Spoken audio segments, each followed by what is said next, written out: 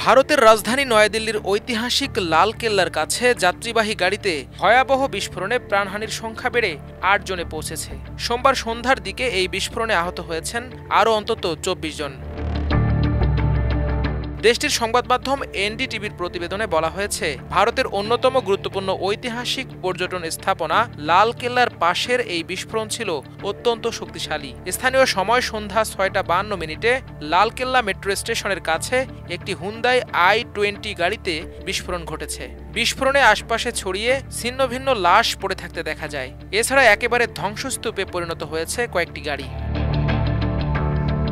Delhi police বলেছে, লালকেল্লার পাশে অত্যন্ত শক্তিশালী বিস্ফোরণ ঘটেছে। সাংবাদিকদের সঙ্গে আলাপকালে দিল্লি পুলিশের কমিশনার সতীশ গোলচা বলেছেন, লালকেল্লা ট্রাফিক সিগন্যালের কাছে ধীরে চলা একটি গাড়িতে বিস্ফোরণ ঘটে। গাড়িটিতে যাত্রী ছিল। বিস্ফোরণে আশপাশের গাড়িও ক্ষতিগ্রস্ত হয়েছে। এই বিস্ফোরণে মোট ২২টি গাড়ি ক্ষতিগ্রস্ত হয়। বিস্ফোরণের এই ঘটনায় ইতোমধ্যে দেশটির কেন্দ্রীয় তদন্ত সংস্থা ন্যাশনাল ইনভেস্টিগেশন এজেন্সি এনআইএ এবং ন্যাশনাল সিকিউরিটি গার্ড তদন্ত শুরু করেছে। বিস্ফোরণের পরপর মহারাষ্ট্রের মুম্বাই, জয়পুর, উত্তরপ্রদেশ ও উত্তরাখণ্ডে উচ্চ সতর্কতা জারি করা হয়েছে। ঘটনাস্থলের ভিডিও ও ছবিতে দেখা যায়, রাস্তায় ছড়িয়ে ছিটিয়ে পড়ে আছে ছিন্নভিন্ন লাশ।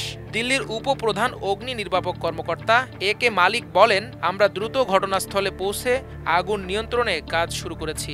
সন্ধ্যা ৭টা ২৯ দিকে আগুন নিয়ন্ত্রণে আনা হয়েছে। বিস্ফোরণের পর লালকেল্লা ও এর আশপাশের এলাকায় বিপুল সংখ্যক পুলিশ ও নিরাপত্তা কর্মী মোতায়েন করা হয়েছে। ভারতের অন্যতম জনপ্রিয় এই পর্যটন স্থাপনার কাছে বিস্ফোরণের ঘটনায় ব্যাপক আতঙ্ক ছড়িয়ে পড়েছে। মাল্টিমিডিয়া ডেস্ক, আমার দেশ।